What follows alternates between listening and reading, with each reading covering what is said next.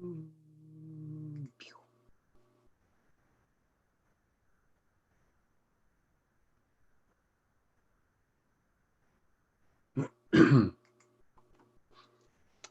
folks, so this is lecture 12 of ECE3311 Principles of Communication Systems. Today's lecture is on the all-important topic of phase lock loops. All right. So up until this time in this course, all the lectures we've seen, we've made these like assumptions that ideally we have transmitter receiver, and sort of magically there's absolutely no problem with those two coordinating with each other in terms of where exactly samples begin, where to sample, where bit periods start. There's really kind of like this sort of magical channel that kind of tells how the transmitter and receiver play with each other in terms of like, oh, this is where I'm supposed to be sampling. Okay, boop, boop, boop, boop, boop. In the real world, that doesn't happen, right? Well, we have overhead channels, but it's not the same. So here, what today's lecture is about is how does a receiver, okay, knows where to sort of like understand where this incoming signal, in this case, where to sort of lock onto, say, the carrier frequency, because there might be some sort of carrier frequency offset or phase offset. Essentially knowing where in the communications, it should start saying, this is where this signal is supposed to be detected on this frequency and this phase. All right. So the phase lock loop concept is really important because what it does is it's actually a control theory concept, right? You have this mechanism. Here's an incoming signal. And what it tries to do, the phase lock loop, is try to determine where, okay, where actually, from its perspective, the signal is actually located in terms of, okay, this carrier frequency or this phase is where this incoming signal is located, and try and stay on it, right? Tries to lock onto that phase or that frequency of that incoming signal, right? Without any other information coming from the transmitter other than the signal itself, right? So let's begin.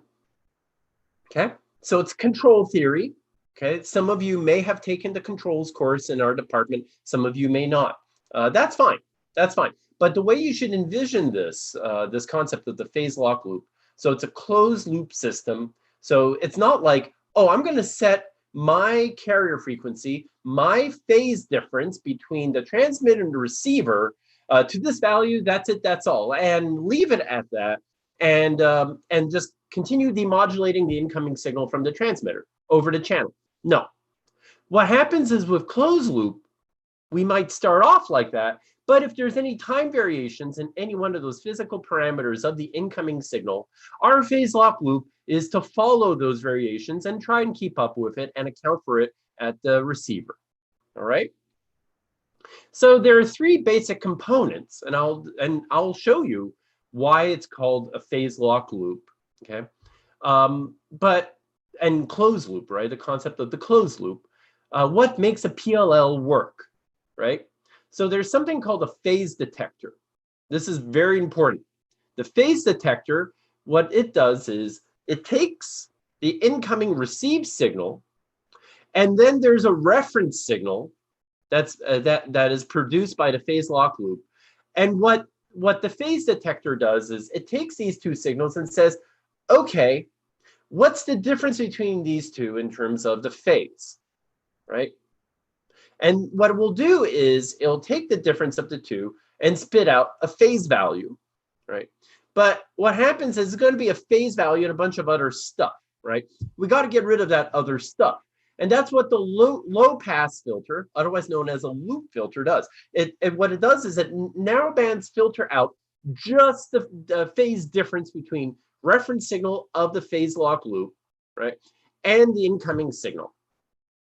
Then the output of the low pass filter is going to be that phase, right, that phase signal, the actual difference, and it's going to feed, okay, so this is going to be some sort of a voltage signal into, okay, into something called a voltage controlled oscillator. So the voltage level of this output of the loop filter is going to drive this VCO, okay? And what the VCO does is, based on the voltage level, it's going to change it's a periodic signal, right?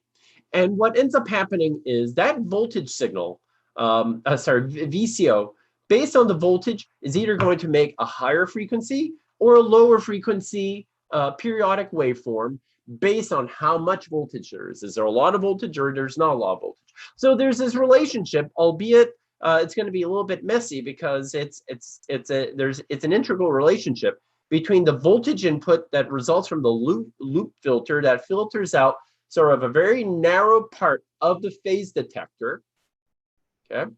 And what it's going to do is it's going to produce a periodic waveform whose frequency is going to be dependent on the voltage input.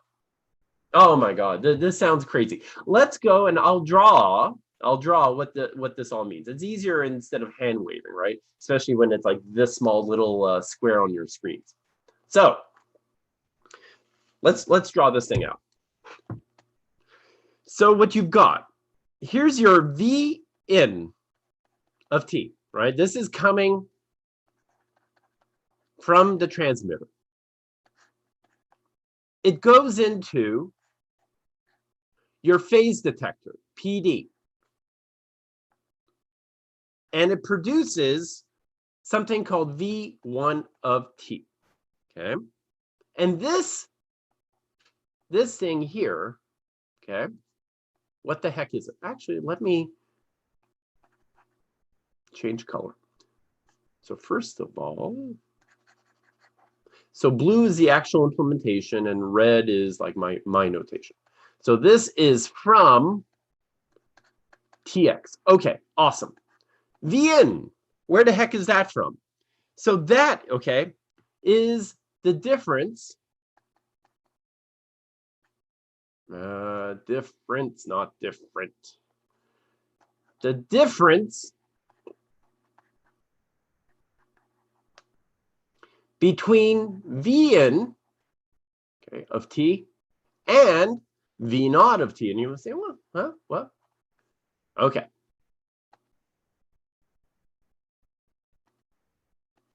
So there's this V naught of T thing here. So that's my reference signal. That's my reference signal. Okay. And I'll get to how that reference signal is implemented in a second. Here's the loop filter, which is a low pass filter. Low pass filter. Okay. And it has a transfer function f of f. Okay. And it produces something called V2 of T. And just like what I explained before, V2 of T is the result of some narrowband tracking. So when we generate V1 of T, it will have sort of like the phase difference component. There's going to be, when we do the phase difference, there's going to be part of that output is going to be phase difference. There's going to be something we really, really want in that output signal resulting from the phase difference between Vn and Vo. But there's also going to be all this other garbage stuff. The problem is if my phase lock loop locks, so any of that other garbage stuff, I'm going to lose lock, right? It's going to corrupt. It's not going to allow me to just get the phase difference information. So that's what the loop filter does. And V2 of T, if I choose my loop filter correctly in terms of the cutoff frequencies, right, is going to produce V2, a good V2 that is going to allow me to lock. It's only going to be the phase difference info. So that's the narrowband tracking info. Yeah, that's it. All right. Now, this thing, V2 of T, goes into my VCO, voltage controlled oscillator. Okay. And the voltage controlled oscillator produces the reference. So the input to the VCO is going to be a voltage. Okay. Voltage. Okay. And the output is going to be a periodic waveform.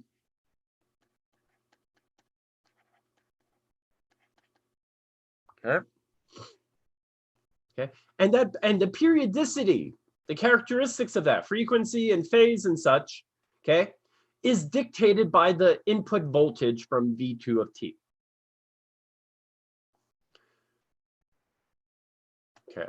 Now, this is what we send to our receiver to then properly lock onto and recover, okay, from the passband signal, because the V in of t is passband. V naught is what is used ultimately to recover the baseband signal, which we've seen over the last couple of lectures. All right. So just to reiterate, V naught of t is periodic, okay, and its properties, right, phase plus frequency, okay, dependent on V2 of t.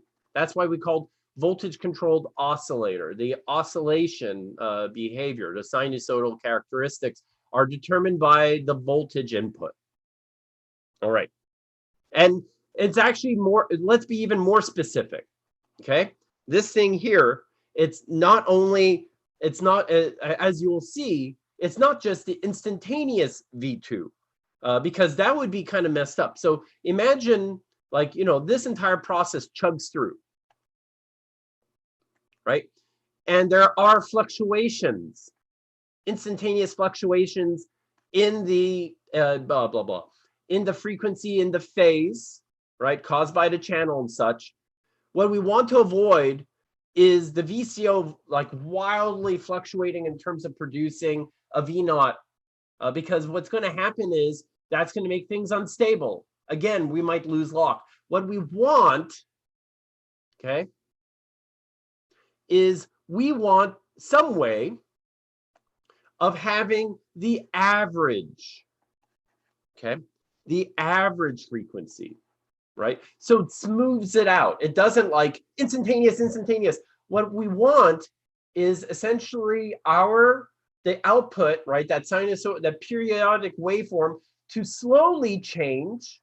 Well, not slowly. We have to be careful. Too slow, we're going to lose lock in case the environment does change rapidly from one frequency or phase to another. But we also don't want it to change too rapidly because we'll get the same issue. We want something to gradually change at a rate which our system can keep up. So we want the average frequency of the input, okay, to be calculated, but not too fast, but not too slow. That is what makes these VCOs kind of really tricky. It's that average. So not too fast or too slow. Okay. So what happens is that's that tracking business, right? Tracking. That's really, really important. Okay. And we'll talk about hold-in range for these PLLs. All right. So these are the critical ingredients. Okay. And I think I described them just now for your PLL. Okay. So one is the loop filter and its bandwidth. Okay.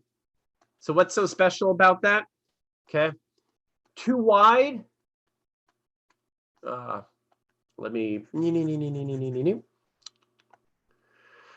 Okay, so if it's too wide, we get components other than the phase difference.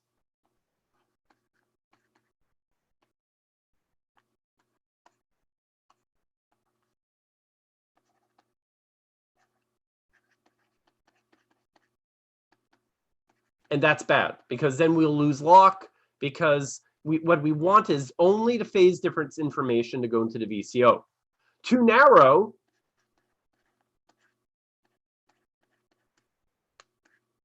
and what ends up happening is our VCO, what happens is our phase lock loop is not robust if there is a significant change in the phase or frequency, right? because all of a sudden, whoop, now we're completely out of band of the low pass filter. And now we're like in the wilderness. We don't know where things. So what happens is too narrow and is not robust to large changes in phase and frequency. Okay, very important. Equally, the choice of V naught. So when we initialize everything, if we initialize way, like, you know, like too far away from let's say what the input signal is, problems again, huge problems, because then it will take forever, if it does, for the phase lock loop to get within range to try and establish lock. So choice, we got to be good. So we got to have a good start to commence locking. Now, last, okay, we need the VCO, okay, to update F naught fast enough, okay, to keep up with any significant changes, but not too fast, So again, as you can see, this is this crazy balancing act here, right? All right. So let's go back.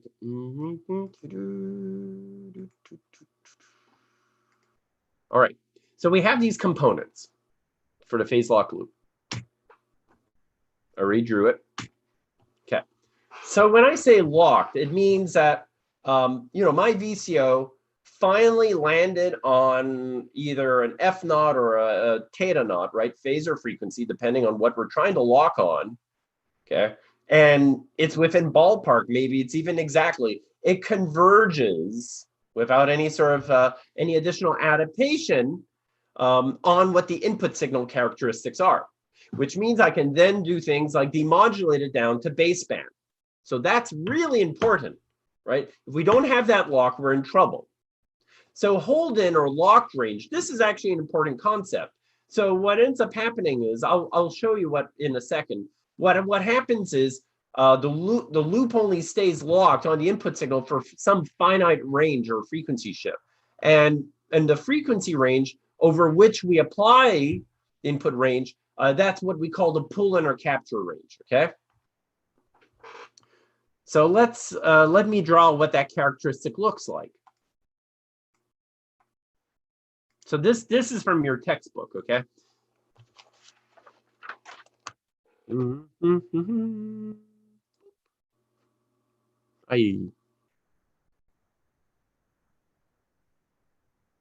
There we go.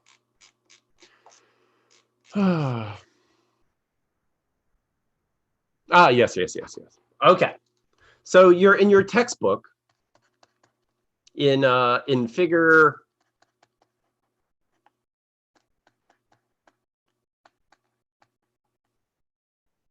page 86, you get this diagram. So F in, okay. So that's your like input input frequency. You have F naught, right? So that's your VCO. That's your VCO output. That's like that's the frequency of this fella here, right? And this here, okay, the vertical range represents the output of your narrowband tracking, right? So in your book, you have this characteristic. You have this thing, okay? Here, let me draw it in a different color. So you have something that looks like this.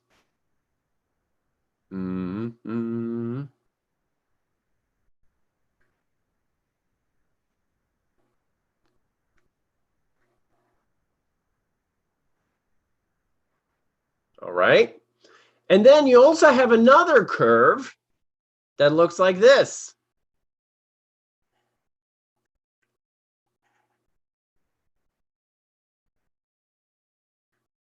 Okay, so this is important. So the green curve, right?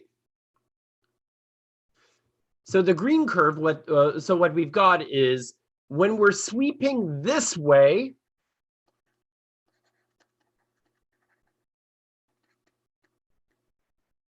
so what does that mean? So I go from a higher frequency to a lower frequency. Okay, we get this characteristic when we're trying to find the F naught using my PLL. Now, on the other hand, if I'm sweeping this way,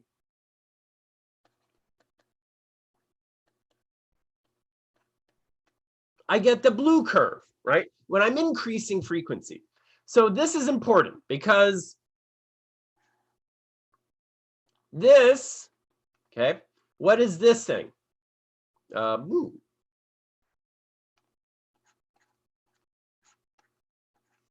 What these are, so pull in range.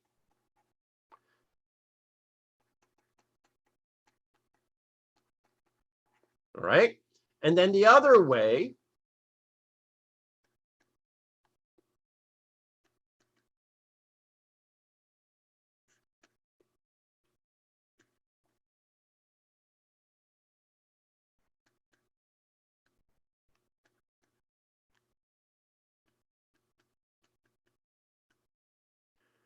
so what the heck does this mean? So this is what it means. So what happens is, suppose I'm sweeping from left to right, right? I'm increasing the frequency range, right? So what happens is, let's say I start here, my VCO, and I'm trying to get a lock. I'm trying to get a lock on F naught, right? That's why I'm trying to lock on. So what happens is, as I'm moving from left to right, it's like what will happen is my characteristic, my phase error, or like, you know, the ability to reach steady state from my phase lock loop to lock. It's like, as I get closer, right, what's going to happen is, okay, I'm here, then I'm here, then I'm here. So my V2 is like kind of like not really performing all that well. It's because what happens is my narrowband filter, right, that F of F, right, like when I take the product of V naught of T with V in of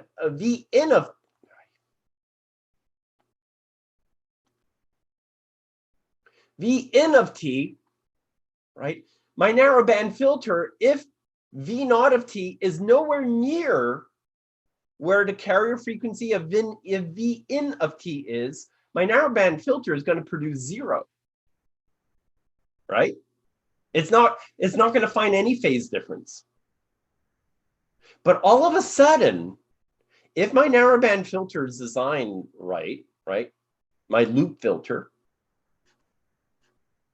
and I begin getting close, and then all of a sudden the phase difference term begins popping out of that loop filter. All of a sudden it's like, whoa, I got a non-zero V2 output of my loop filter. It's like, okay, this is great. I need to like, you know, well, actually, no. Nope. Different curve. Okay, I'm still optimistic. Let's do this. First of all, see, this is what happens when you goof and you have to erase. And there we go. Let me try again. So, and I keep on going, I keep on going, I keep on going, I keep on going, I keep on going. And then all of a sudden, I'm now within the narrow band. There's a term that's non-zero that's appearing at the output of my loop filter. There's a non-zero component at the output. And then what happens is the VCO, as I'm acquiring lock and I progressively get closer to F0, right? I begin getting close to what should be, okay, I'm converging to F naught. So that is called the pull-in range. So as I move, as I begin to change V naught, okay, my narrowband output filter is like saying, you're close, you're close, you're close. The desired point, when I know I'm right, is when f naught's equal to 0.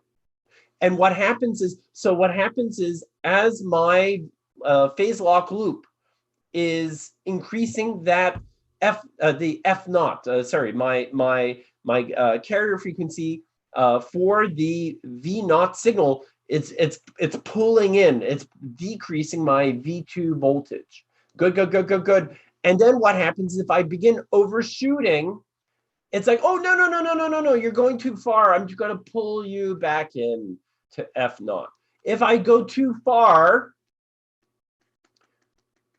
I end up there. I end up in too high a frequency, and my loop filter, again, produces 0 output. Now, if I now sweep in the other direction, right to left, it's the exact opposite story.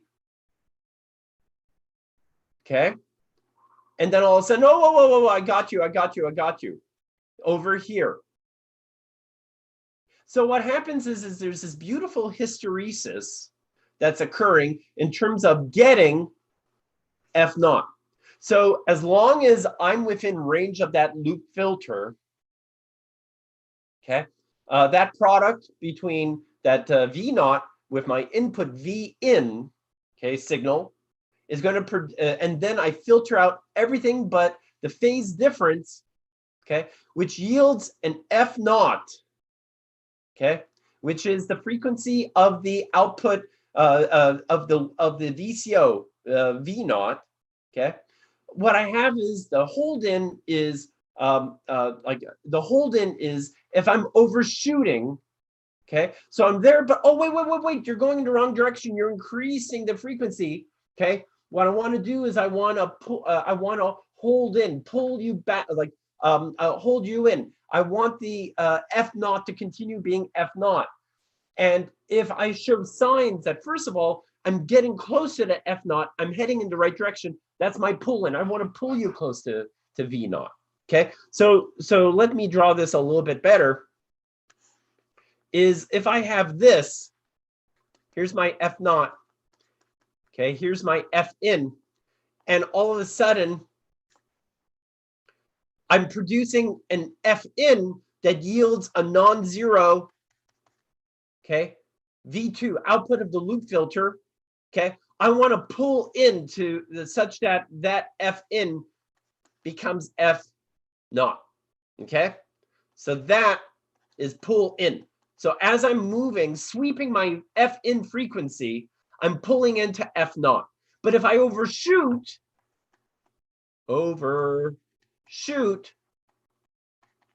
okay, I want to hold in. I want to hold at f naught. And that's this side. And vice versa, if I'm sweeping my f in the other way. All right. So characteristically, that's this beautiful convergence story that we have, right?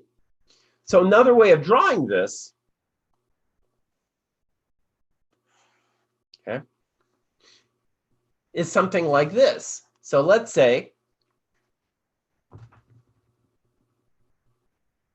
what is another way of drawing this?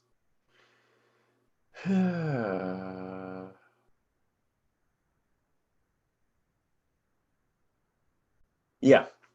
So let's say you have that.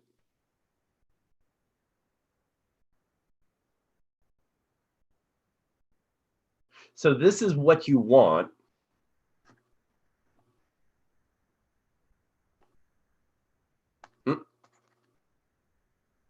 Yep. So let's say f in. No.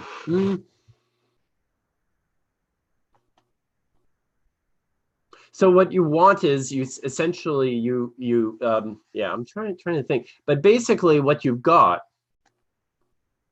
is some sort of convergence. Yeah, see, this is what happens when I'm trying to explain on the fly. Ha! So what ends up happening is what you effectively are trying to do is you're trying to reach some sort of convergence. I'm trying to think what's the best way. Well, there's one parameter that we will have, right? And that's called the phase error, which we'll look at in a second, right? And the phase error is going to be a time function, right? Between the phase of the input signal minus the phase of V naught. And what happens is, as a function of time, yes, that's how you want to do it. As a function of time, what you'll get is something that looks like this for your phase lock loop. So let's say you start at 0.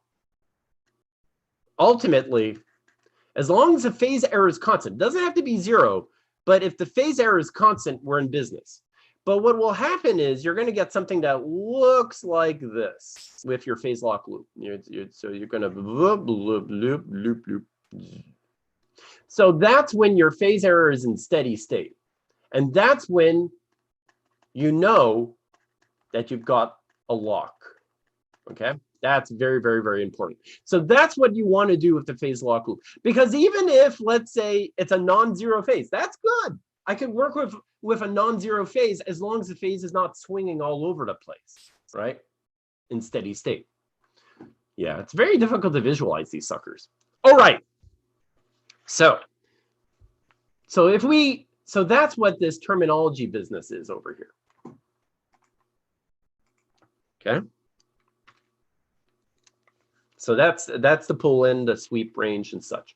Now, so let's look at an analog PLL, right? Analog PLL is relatively simple. There's also a digital one, which is a little bit more complicated, which we'll look at later in this class.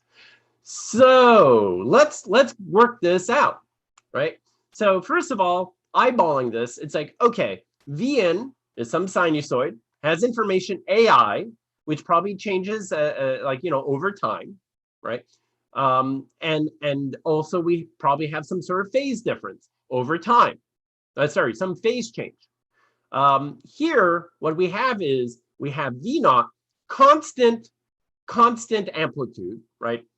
And what this guy's goal is to adjust its theta naught t to match as much as possible or reach some sort of steady state phase error with theta I of t. Okay, and just a heads up, this here is your VCO. This is the relationship between phase and the input voltage V2 of t. Okay, so what it is, it's an integral expression. This is how we get the average. Okay, the average change in frequency, okay, or phase, is by integrating V2 of t continuously from minus infinity to the time instant t. Okay, so let's model this. Okay, so suppose this thing, we already saw that. I'm going to use omega, but you could also do 2 pi f naught as well. And here's that time varying phase. Problemo, right? This is what's going to go into the phase detector in order to establish a lock with Vn. And here we choose a cosine, so it's 90 degrees out of phase already with the input. That's fine. As long as it's constant, as long as the phase difference is constant, we're all good. Right? Righty. This here, so that's time varying. And this guy here, mew, mew, mew, mew, mew. Okay, so first of all, we got this constant. This constant actually surprisingly is very important, okay? Because that here, this is our VCO gain. This is something that you have to tweak. You have to adjust in your phase lock loop in order to help, okay, like adjust how quickly, but not too quickly, your VCO keeps up in terms of the locking onto V in of t. So here, this fella is equal to, from minus infinity to t, V2 of tau, we're integrating with respect to tau, from minus infinity to the current time instant t. All right. So the way this looks like, this analog, so this is for an analog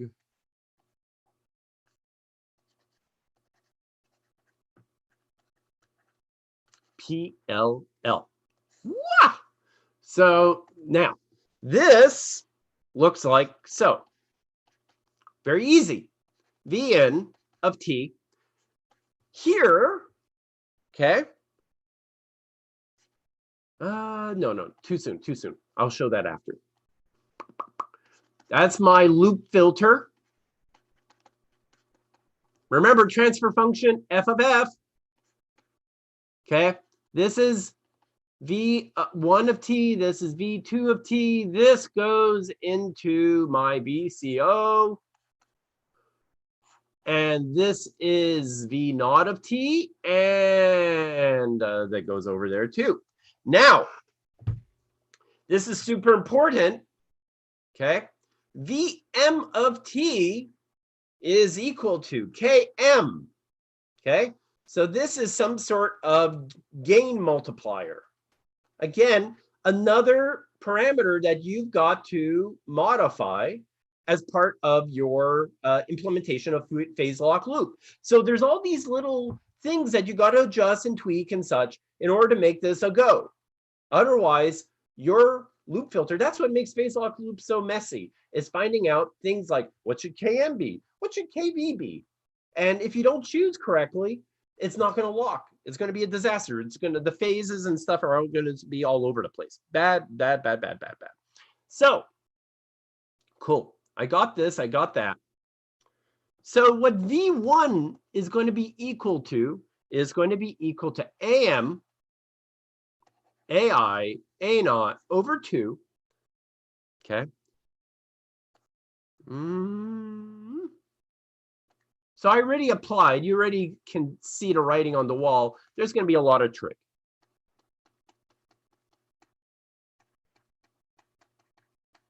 So, you know, exercise for the student. How did I get here?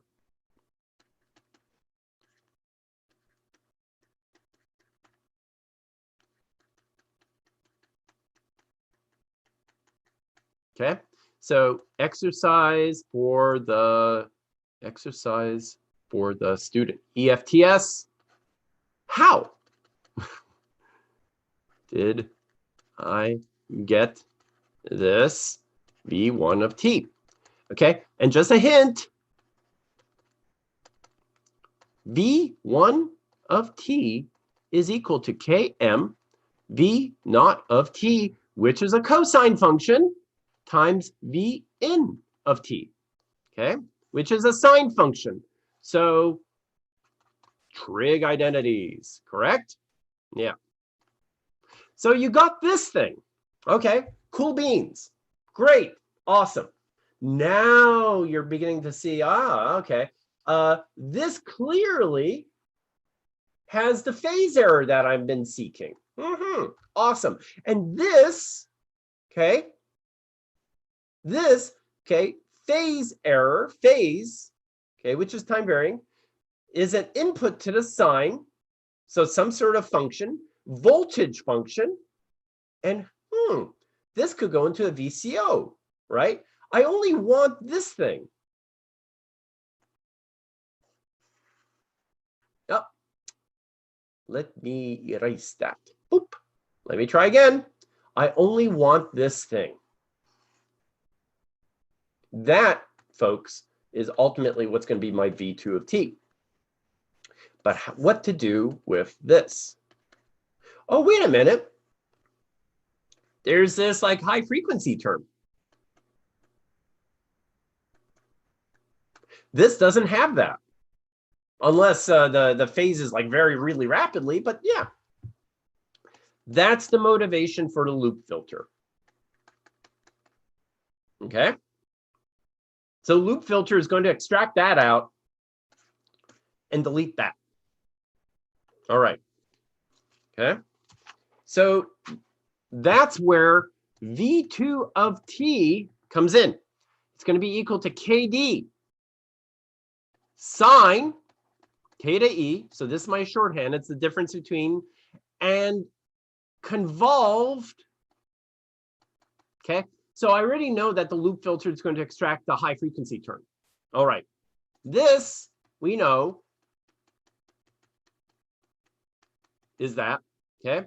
This is the inverse Fourier transform of f of f. Okay. And that, okay, is going to be Km AI A naught over 2. So just to clean things up. All righty. So now we got this thing, and if you look in the textbook, it's going to be like they're going to say, okay, that the way you would try and handle, okay, like because now you have this open loop thing, right? So this is where that control algorithm kicks in, and you might say, what? Yeah, controls, because now you got this thing. You have this voltage output that then gets applied to this V, and that creates this V1 that makes now, after it passes through loop filter, this V2 that feeds into the VCO that way. Oh, it's great. So see, that's where that closed loop comes in. So how do you express this? Like in a control theory context, how do you express this? This is how. What you would do is you would use some sort of differential equation.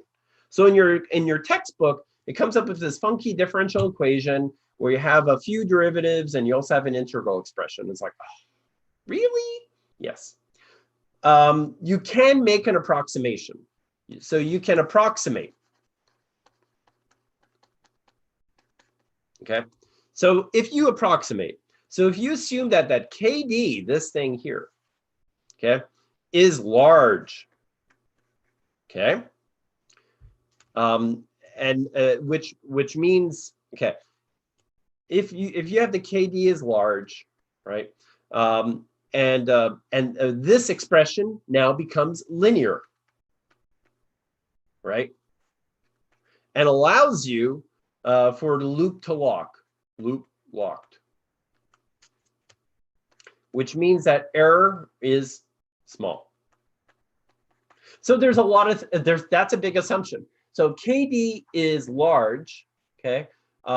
We can linearize this thing. So so what we'll end up getting, okay, the full derivations in the course textbook, but the bottom line, what's really helpful is this expression here.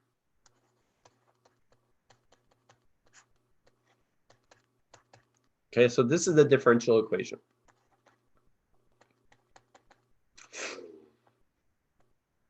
Yeah, that's it. Boop. dt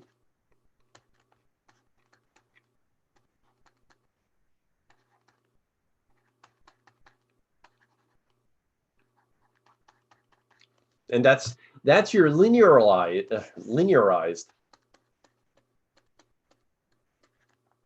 expression. Okay, so this completely characterizes the phase lock loop when you make that assumption that KD is large. Now, great, but the problem here is, okay, like this is all nice when it's said and done. Let's change this around a bit. So now let's work in the frequency domain. So first of all, Fourier transform, right? So first of all, with Fourier transform, what's some cool things? Convolution now becomes a product, right? And the other thing is, what's a derivative in the frequency domain? It's going to be the product with J2 pi f, right? So when we do that, okay, so that simplifies things. Instead of taking derivatives and convolutions, oh, it's just multiplications. Ha! So the end result, if you look at the phase lock loop as a system, Vn as the input, Vn of t, and the output is V naught of t, this is actually pretty awesome. What we get, okay, system rep of phase lock loop. So so again, output input relationship. In this case, we're looking at the phases. This is the phase of the input. And that's phase of the output of the VCO. That's what gets fed to the rest of the system to enable lock, okay, at the receiver. Phase of VCO output. what we end up getting is KD, KV, this thing, zoop,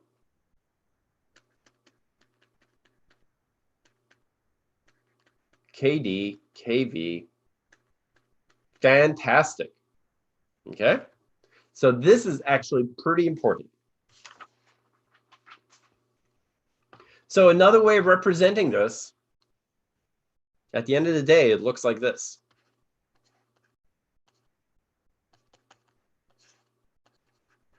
So remember here, when we have phases, okay, and we have two sinusoidal type signals, so the voltages of the signals themselves multiply, but the phases add, or in this case, actually subtract. The VCO, and the VCO, I'm going to call it F2 of F, so that's its transfer function, is going to be equal to Km. No, sorry, no, not KV, KV, right? Because remember, what's an integral in the frequency domain? 1 over J2 pi of F.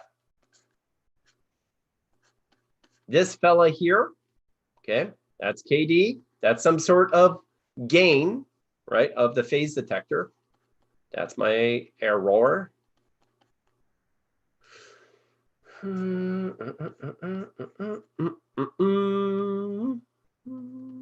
Low pass filter, my loop filter, that's equal to F of F, V2 of T. That's what gets fed in there. So this is beautiful. So what would be a possible problem? So let's jump into it. From your course textbook, one great problem is problem 4-36.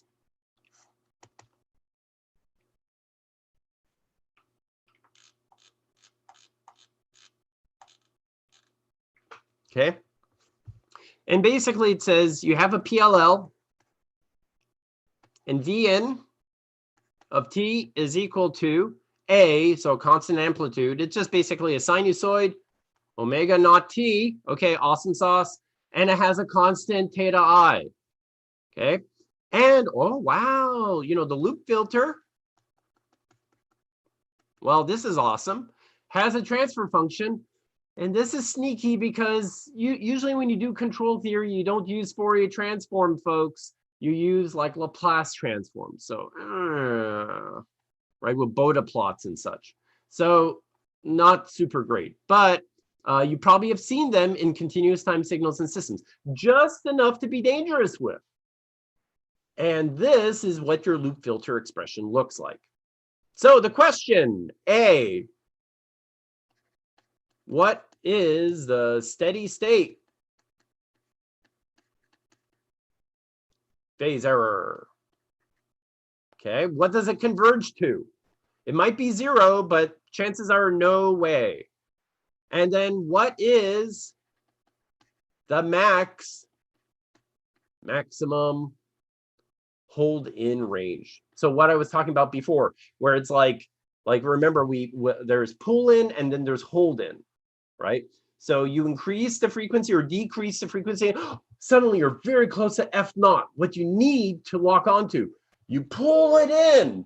And then if your phase lock loop overshoots and goes away, I have to hold it and pull it back. I don't know why they don't call it pullback range, but whatever. I don't invent these terms. Okay. For the noiseless case. Okay. So the way it works is the following. So your diagram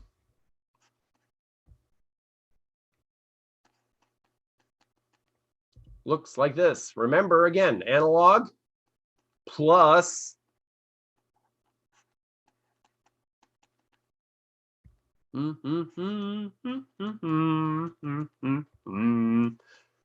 transfer function of loop filter, F of S, VCO, So it's interesting. What do we know about in the frequency domain with Laplace transforms, what integrals do?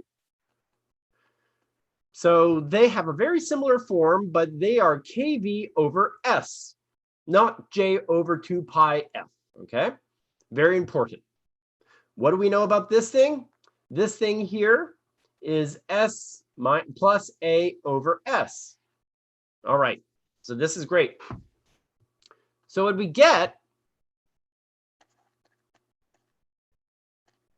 is the Laplace transform.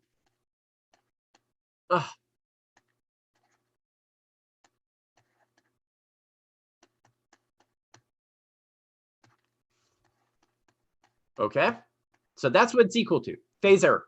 Okay, awesome. What is this equal to?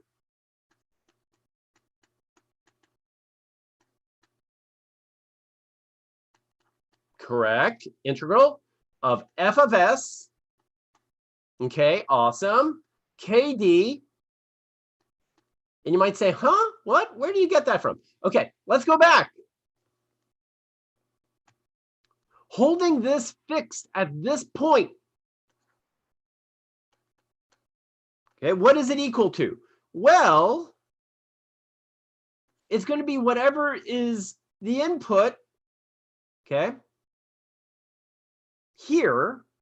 So it's going to be, let's see, it's going to be whatever the input is here multiplied by kv over s. Okay, great.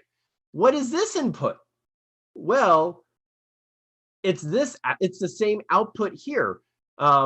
So, and that's going to be equal to whatever is the input there multiplied by f of s, right? Which is going to be s plus a over s. Oh, and don't forget, there's also a gain term somewhere, right? So that's going to be times kd. KD, yes. And oh, lo and behold, that's actually equal to theta E S. And what's theta E S equal to? It's going to be equal to theta I S minus theta not S. Right? So what happens is that's how you get this kind of wonky loopy thing going on. So at the end of the day, what you get is kv over s, okay? Then you have kd, okay? And then you have s plus a over s, and then it's going to be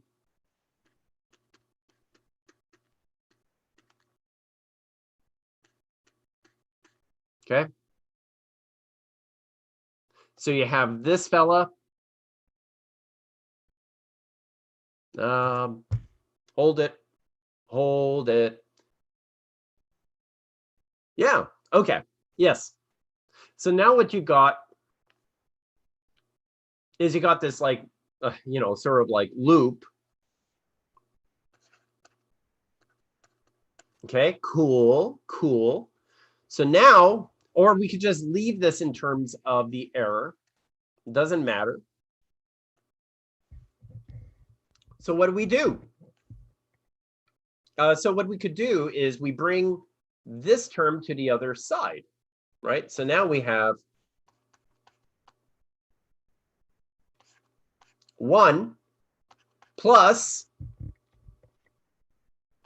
kv, kd, well, let's see.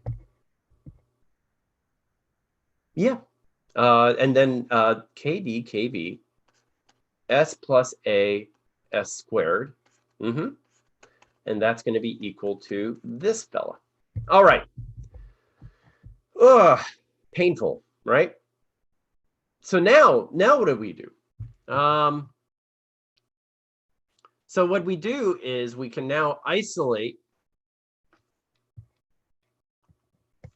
So now what we have is, okay, so now we have this thing, we've isolated it.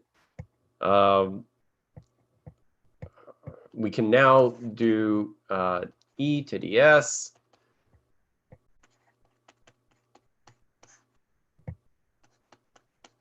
kv kd 1 over s fs. Let's just keep this simplified for now. You can also, let's say, simplify things and do this.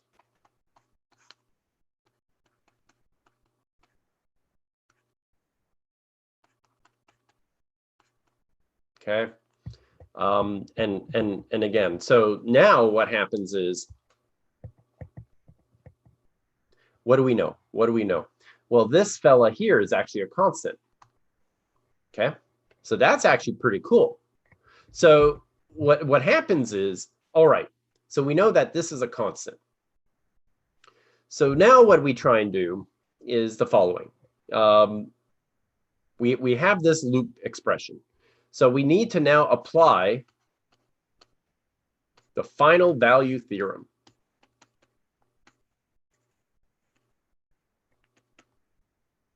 So that means limit as t goes to infinity, theta et, correct?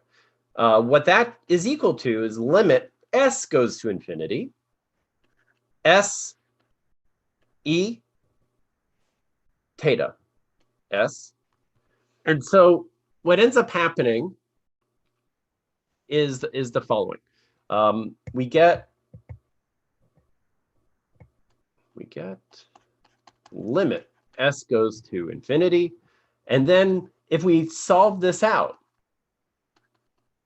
and expand it out, well, first of all, everything gets multiplied more by s, right? So this becomes s squared, because now we're multiplying numerator and denominator by s, okay? So now what we get, and now everything's multiplied by another s. So what you get is s cubed I, the constant, s squared plus kb, kd. I don't know why I'm like messing up writing that. S plus kb, kd, a. Okay. So now what happens when we let this go to infinity? Well, what ends up happening is that if you evaluate this as s goes to infinity, oh, sorry, no. Typo, 0. What am I doing today? Here we go. Okay. Yeah, because if it goes to infinity, that's the final variable theorem. Yeah. And then what happens is the numerator, if you cancel everything out, the limit here goes to 0. All right. So folks, like something like that, okay, it's like that control theory aspect. That's how you would analyze something like a phase lock loop, right? Okay. So going back to the lecture slides.